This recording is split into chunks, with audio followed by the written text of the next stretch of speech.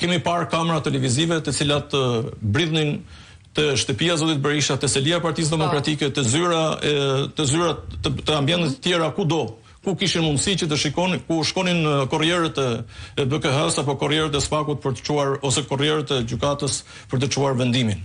Dhe ndërkohë ne kemi mësuar vetëm pas 20 ditësh që Byroja Kombëtare e Hetimit përmes hetuesve të saj ka bastisur kryeministrinë.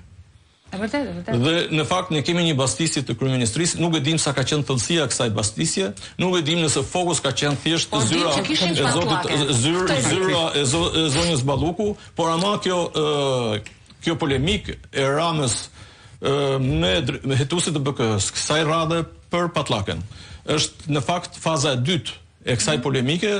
Faza e parë është atëherë kur tha para një vit e gjysmë që kujdes mos më kërkonin telefonin. Çfarë do të thotë se ka patur një kërkesë për telefonin e tij, një kërkesë e cila nuk është ekzekutuar pas këtij kërcënimi që i është bërë publikisht. Ta mbaj telefonin se materialet e kanë marrë.